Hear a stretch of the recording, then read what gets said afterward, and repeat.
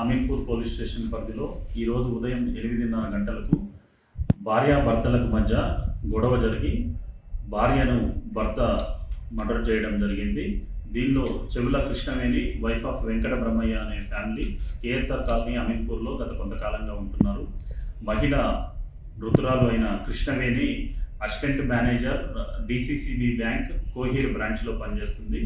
భర్త అయిన Brahmaiah real estate వ్యాపారం చేస్తూ ఇక్కడే ఉంటున్నారు. వీరికి ఒక పాప ఒక బాబు ఉన్నారు. వారు ఇంటర్మీడియట్ అండ్ 8th క్లాస్ చదువుతున్నారు. వీరిద్దరి భార్యాభర్తల మధ్య ఒకరిపై అనుమానంతో మార్నింగ్ జరిగిన గొడవలో భర్త చేసిన దాడిలో భార్య మరణించింది. ఎట్లా కొట్టింది సార్? ఇంట్లో బ్యాట్ ఒకటి ఉంది. ఆ బ్యాట్ తీసుకొని తల మీద కొట్టడంతో ఆమె అక్కడికక్కడే మృతి చెందింది. వీరు గుంటూరు జిల్లా పొడి గ్రామానికి చెందినవారు.